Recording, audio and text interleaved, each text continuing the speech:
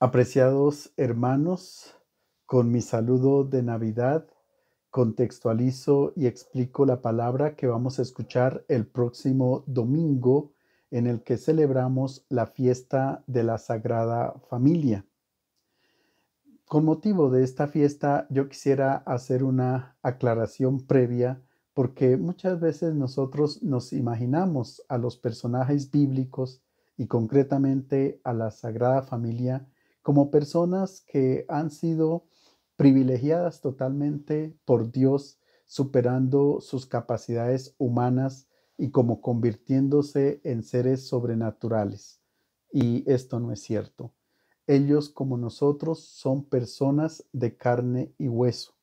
Han vivido y han experimentado todo lo que también nosotros vivimos y experimentamos a lo largo de la historia. Solamente que ellos sí nos enseñan es cómo tomar las decisiones y cómo realizar nuestra vida a la luz de la fe y en el contacto íntimo con Dios. La primera lectura está tomada del libro del Eclesiástico en el capítulo 3, versículos 2 a 14. El Eclesiástico es un libro que pertenece a los libros sapienciales, es decir, que son fruto de la meditación de la palabra de Dios y de la vida cotidiana de cada una de las personas.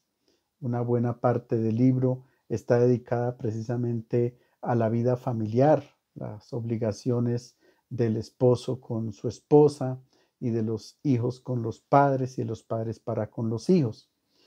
Un sabio de nombre Ben Sira por el año 200 quiso poner por escrito todas estas enseñanzas y el texto, el libro se llama Eclesiástico, que quiere decir que es para leerse en las asambleas, en la iglesia. La lectura de hoy se enmarca entonces dentro del contexto del libro, que es la escucha que los hijos deben dar a sus padres. Así lo dice en el capítulo 3, versículo 1, y si eso hacen los hijos, entonces se salvarán. La palabra salvar en ese contexto significa colocar en un lugar amplio y espacioso. Lo contrario es reducir a la esclavitud o estar en un lugar estrecho. Dice el texto: porque el Señor quiere que el padre sea respetado por los hijos y afirma la autoridad de la madre sobre ellos. El que honra a su padre alcanza el perdón de sus pecados. El que respeta a su madre amontona tesoros. El que honra a su padre se alegrará de sus hijos y cuando ore será escuchado. Quien honra a su padre tendrá larga vida.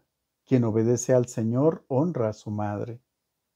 Hijo mío, sé constante en honrar a tu padre, no lo abandones mientras viva. Aunque su inteligencia se vaya debilitando, sé comprensivo. No lo hagas avergonzar mientras viva. La ayuda que diste a tu padre no se olvidará, será tenida en cuenta para expiar tus pecados. Ben Sira sabe que los jóvenes corren el peligro de replegarse en sí mismo, algo instintivo que nos pasa desde niños. Somos como egoístas y entonces no nos abrimos a las necesidades de los otros y muchas veces, dolorosamente hay que decirlo, tampoco a las necesidades de la familia y concretamente a los padres. El verbo que más se repite aquí es honrar, honrar, y está en la línea del mandamiento que nosotros conocemos, que hace parte del Decálogo en Éxodo 20:12, honra a tu padre y a tu madre. El significado del verbo honrar eh, tiene varios matices. En primer lugar, es dar honor. En el contexto bíblico se habla del honor y la vergüenza.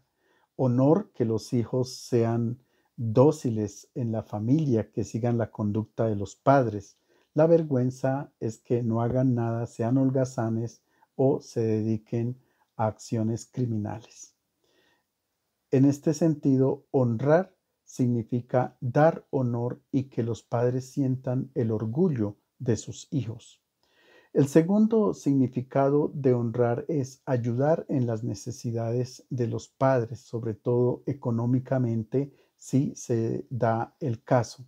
Y el tercer significado del verbo honrar es tener peso, es decir, el peso que merecen las personas en la familia, sobre todo las personas de la tercera edad. Se necesita un respeto muy profundo por ellos y una ayuda constante, y así se honran a ellos, a los padres. El texto, por otra parte, da una serie de privilegios para quienes honran a sus padres. En primer lugar, es capaz de expiar el perdón de sus pecados. Es decir, cuando la persona se dedica a sus padres, descubre los verdaderos valores de la vida y no se escapa para lo efímero o para el pecado. Entonces, en ese sentido, es una persona que obra muy bien. Por otra parte, acumula tesoros delante de Dios. Es interesante también porque quien honra a sus padres, también cuando él sea anciano, será honrado por sus hijos.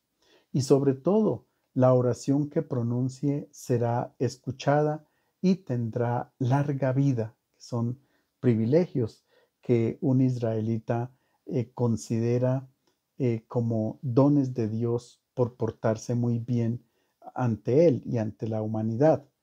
Tener salud, es decir, larga vida, tener los bienes necesarios para vivir dignamente y la procreación, tener hijos. Son los bienes preciados por la comunidad de Israel. Amar entonces aquí significa amar a los padres, eh, no hacer caso de los defectos y los límites que ellos puedan tener. Incluso hay que comprenderlos y ayudarlos. No es solamente resolver sus caprichos, sino ayudarlos en todo sentido y cuidar de ellos aunque hayan perdido la memoria, aunque repitan las mismas frases aburridas o a veces incluso ofensivas, que se convierte en algo muy pesado, pero el amor lo supera todo y la palabra honrar al fin y al cabo es amar, amar infinitamente a los padres. La segunda lectura está tomada de la carta del apóstol San Pablo a los Colosenses, capítulo 3, versículos 12 a 21. El apóstol ofrece una serie de enseñanzas y de exhortaciones para el cristiano que ha dejado su vida pasada, ha dejado el hombre viejo y se ha revestido del hombre nuevo por el bautismo. El texto dice lo siguiente: hermanos, como elegidos de Dios, santos y amados, revestíos de compasión entrañable, bondad, humildad, mansedumbre, paciencia. Sobrellevaos mutuamente y perdonaos cuando alguno tenga quejas contra otro. El Señor os ha perdonado, haced vosotros lo mismo. Y por encima de todo esto, el amor, que es el vínculo de la unidad perfecta. Que la paz de Cristo reine en vuestro corazón. A ella habéis sido convocados en un solo cuerpo. Sed también agradecidos. La palabra de Cristo habite entre vosotros en toda su riqueza. Enseñaos unos a otros con toda sabiduría. Exhortaos mutuamente. Cantad a Dios dando gracias de corazón con salmos, himnos y cánticos inspirados. Y todo lo que de palabra o de obra realicéis, sea todo en nombre de Jesús, dando gracias a Dios Padre por medio de él. Mujeres, sed sumisas a vuestros maridos, como conviene en el Señor. Maridos, amad a vuestras mujeres, y no seáis ásperos con ellas. Hijos, obedeced a vuestros padres en todo, que eso agrada al Señor. Padres, No exasperéis a vuestros hijos, no sea que pierdan el ánimo. Hay un verbo aquí supremamente importante y es el verbo revestir. El vestido hace parte de la identidad de la persona y refleja todo aquello que hay por dentro. Uno se viste de acuerdo con la manera de pensar y de obrar, etcétera, con todo aquello que piensa enmarcado, sin lugar a dudas, dentro de su cultura. El apóstol dice, por favor, revístanse entonces del hombre nuevo. Y en la lengua griega aparece un aoristo imperativo medio que quiere decir que uno se tiene que revestir con urgencia. Es decir, es urgente que nosotros nos revistamos de toda clase de sentimientos de los que nos ha enumerado el apóstol. Pero en este vestir hay un cinturón con que ceñir el vestido y supremamente elegante como para que sea sólido aquello que nosotros, con lo que nosotros nos vestimos, y es la caridad. La caridad es el sello para todos. Y la caridad no es otra cosa sino el servicio, el donar la vida del uno por el otro. Por eso el apóstol pide que en todo momento las personas vivan en armonía unos con otros, exhortándose, enseñando, cantando, en buenas relaciones entre los miembros de la familia y de la familia cristiana. Y hay una frase que a veces no gusta mucho a las esposas cuando dice que las esposas deben someterse a los maridos, pero es que a los maridos se les pide aún más, se les pide que por favor amen a sus esposas. Y si bien es cierto, la palabra someter es como servir a otra persona, el amar es el servicio total y desinteresado y de entrega total a la otra persona. O sea, el esposo se convierte en el siervo de su esposa y la mujer, su esposa también, en el servicio de su esposo. De tal manera que los dos van a vivir un amor, un vínculo fraterno, un vínculo amoroso muy sólido. A diferencia de Ben Sira, también el autor de la carta a los Colosenses, San Pablo, invita a los padres de familia a educar muy bien a sus hijos, a no exasperarlos, pero tampoco a no educarlos como conviene en el Señor. Ciertamente los patrones culturales han cambiado a lo largo de la historia y hoy hay que tener también una responsabilidad en la educación de los hijos, sobre todo en la transmisión de los valores y de la fe.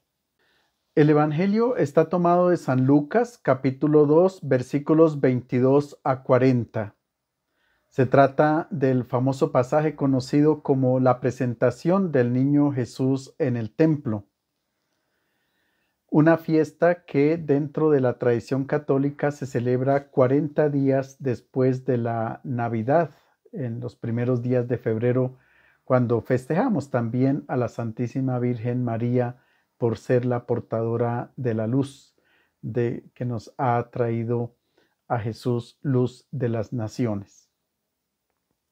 Pero con motivo de la fiesta de la Sagrada Familia, entonces la liturgia nos propone este texto para nuestra meditación en este domingo. Y cuando llegó el día de la purificación, de acuerdo con la ley de Moisés, llevaron a Jesús a Jerusalén para presentarlo al Señor, como manda la ley del Señor. Todo primogénito varón será consagrado al Señor. Además, ofrecieron el sacrificio que manda la ley del Señor, un par de tórtolas o 2 palomas. El texto comienza enfatizando en la ley del Señor, como lo manda la ley del Señor. Hace referencia a que la Sagrada Familia, dentro del contexto judío, como integrantes de la tradición judía, observa la ley. Es decir, ellos quieren observar todos los preceptos que manda la ley judía, entre ellos el de la purificación y la presentación del niño a Dios. La purificación se da después de que la madre cumple un determinado tiempo del parto. En el parto se derrama sangre y derramar sangre significa que uno se puede morir. Y la muerte es lo más impuro que hay en el ámbito de la tradición judía.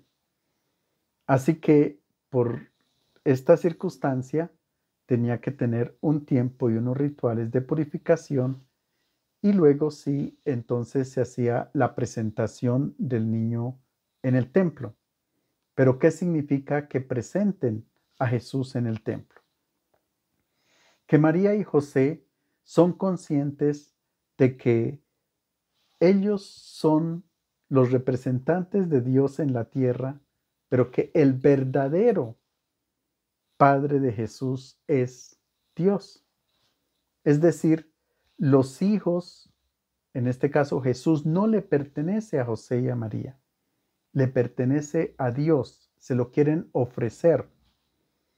Si bien es cierto, biológicamente, un hijo es el don de Dios para una familia, a su vez la familia lo convierte en un don para Dios, lo consagra, se lo ofrece. Hay un intercambio de dones, algo realmente excepcional dentro de la tradición judía y hasta hace unos años en la tradición cristiana todavía, pero ya es menos frecuente que se presenten los niños a Dios.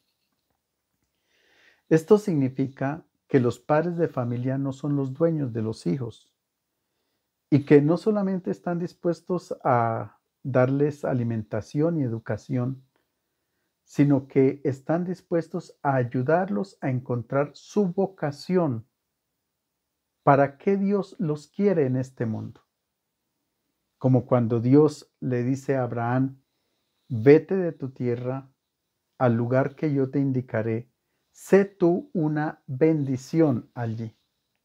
El texto enfatiza en que donde Dios pone a Abraham, Abraham se convierte en una bendición para su familia, para su entorno social, para su región, para su país. Todo ser humano tendremos que ser una bendición donde el Señor nos ha colocado. Le pertenecemos a Él y Él tiene una misión y una vocación con cada uno de nosotros. Eso significa la fiesta de la presentación del Señor.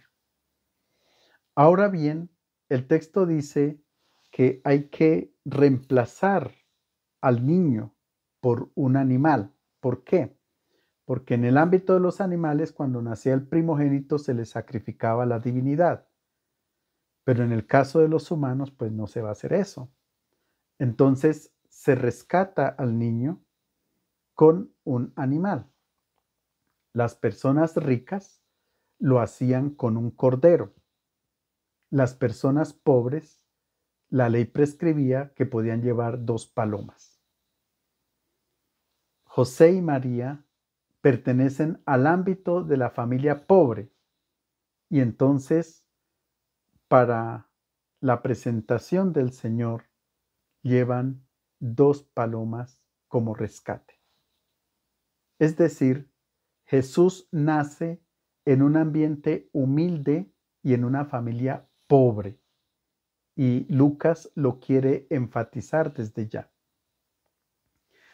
Como una paradoja, aquel que nos trae la riqueza grande, la salvación y el entrar en la vida eterna, es pobre, se hace pobre, humilde y en una familia pobre. El texto continúa diciendo lo siguiente. Había en Jerusalén un hombre llamado Simeón. hombre honrado y piadoso, que esperaba la liberación de Israel y se guiaba por el Espíritu Santo.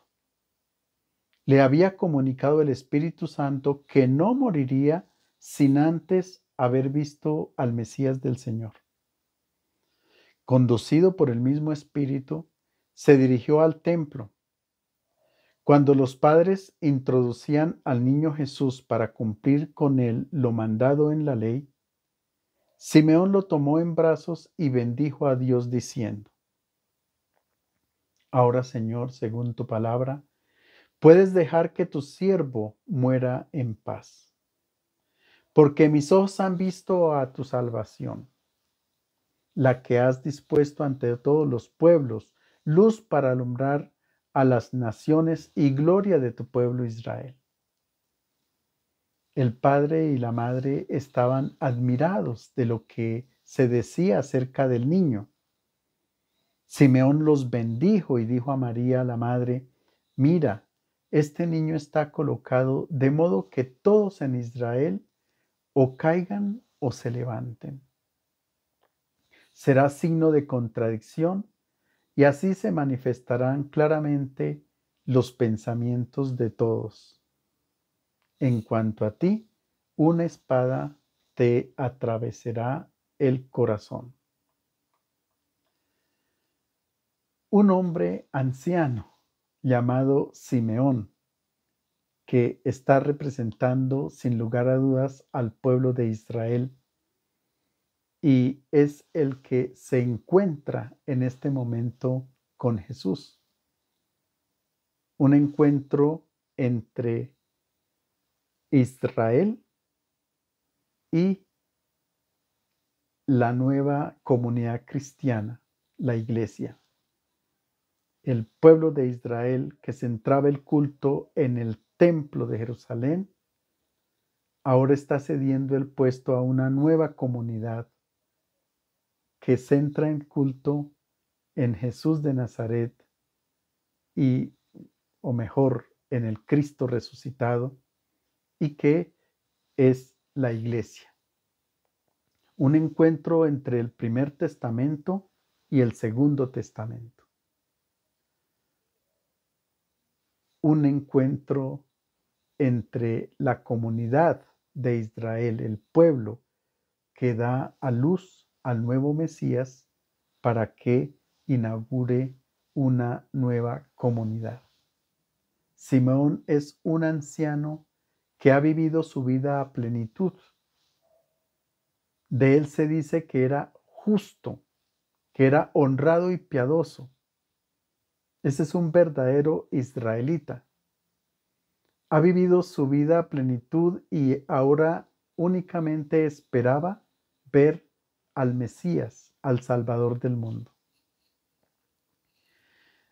De él se insiste y se dice que era guiado por el Espíritu Santo y que el Espíritu Santo le había dicho que él no moriría sin antes ver al Mesías del Señor.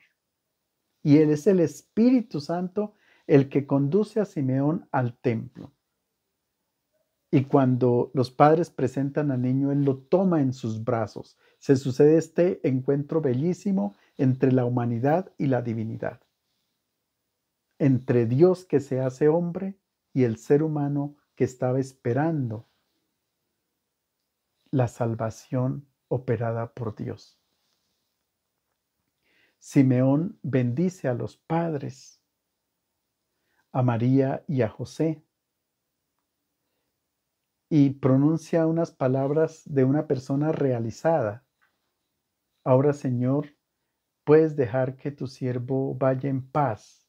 Ya puedes despedir a tu siervo, ya él ha visto la salvación. Ya no hay necesidad de más.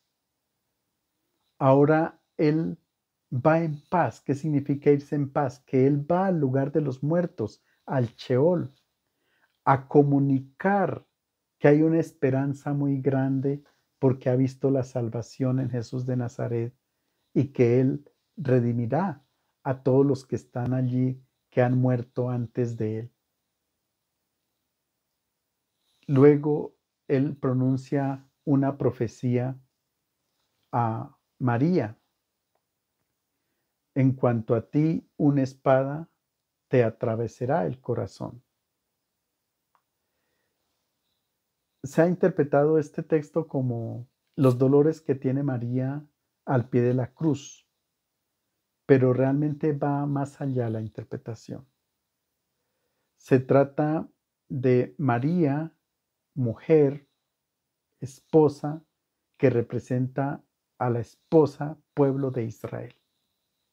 Y en el pueblo de Israel hay una división muy profunda entre quienes acogen al Mesías, que es un resto poco, un resto, y la inmensa mayoría que lo rechaza. Notemos en el mismo hecho de la presentación del Señor. Imaginémonos que el templo de Jerusalén estaba lleno de gente y todos veían allá una escena, una señora y un señor que presentaban un niño a este anciano Simeón. Y Simeón ve más allá, ve con los ojos de la fe, con los ojos del corazón. Pero no todos veían con los ojos de la fe, con los ojos del corazón, y no todos acogieron a Jesús. Entonces hay como una espada que pasa por el pueblo de Israel que divide a quienes reciben a Jesús y a quienes lo rechazan. Por otra parte, sin lugar a dudas, las decisiones que tiene que tomar María a lo largo de su vida. Acordémonos que en la Anunciación se decía, y el ángel la dejó. Es decir, de ahí en adelante, María tiene que tomar todas las riendas de la maternidad de Jesús y con todo lo que debe venir en su vida. Esas decisiones también a nosotros y sobre todo a María y a todos nosotros es como una espada dentro cuando nosotros adherimos totalmente al plan de Dios. El texto presenta otro personaje que viene presentado en el texto. Estaba allí la profetisa Ana, hija de Fanuel, de la tribu de Aser. Era de edad avanzada, casada en su juventud, había vivido con su marido 7 años. Desde entonces había permanecido viuda y tenía 84 años. No se apartaba del templo, sirviendo noche y día con oraciones y ayunos. Se presentó en aquel momento dando gracias a Dios y hablando del niño a cuantos esperaban la liberación de Jerusalén. Cumplidos todos los preceptos de la ley del Señor, se volvieron a Galilea, a su ciudad de Nazaret. El niño crecía y se fortalecía, llenándose de sabiduría, y el favor de Dios lo acompañaba. Una mujer de nombre Ana, sin lugar a dudas, no tiene nada que ver con la mamá de la Santísima Virgen María, que la tradición cristiana la llama Ana. Se trata de una señora hija de un tal Fanuel de la tribu de Aser. ¿Por qué nos dan este dato? Supremamente importante. La tribu de Aser es una de las últimas tribus del pueblo de Israel en recibir la bendición de Moisés. Una tribu muy pequeña y le tocó un territorio muy fértil en lo que hoy es Haifa, en el norte de Israel, o Acco, y allí se estableció esa tribu de Aser. Ahora bien, se está enfatizando que los últimos son los primeros en acoger al Salvador. El texto dice que era de edad avanzada, también una anciana, y presenta unos números. Con su marido vivió 7 años, el número 7 es plenitud. O sea, mucho tiempo, fue fiel a su marido 7 años. Y de viuda tenía ya, después de vivir con su marido, tenía 84 años, que son 7 por 12. 7 perfección y 12 el pueblo de Israel, las 12 tribus. O sea, esta anciana está representando a todo el pueblo de Israel. Una persona que no se apartaba del templo sirviendo siempre al Señor. Es decir, en su mente y en su corazón tenía la prioridad que era Dios. No se la pasaba de casa en casa chismoseando, no. Ni iba detrás de los ídolos, no. Estaba su vida centrada en Dios.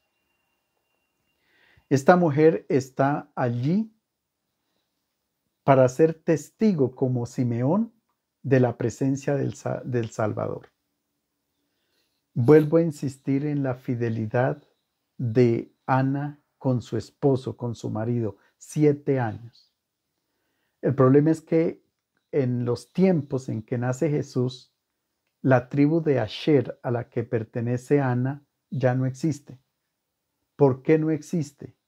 Porque se ha dejado llevar por los ídolos y se ha vuelto totalmente pagana. O sea, ya no pertenece en práctica al pueblo de Israel. Y el texto está enfatizando que esta mujer, contrario a su tribu, ella permaneció fiel a Dios a lo largo de su vida y que nunca se fue detrás de ningún ídolo, sino totalmente en la presencia de Dios, y por eso ahora es testiga de la presencia del Salvador. Simeón y Ana representan entonces al pueblo de Israel que celebra el encuentro con el Mesías esperado. Permanecer fiel al Dios, permanecer fiel al Señor,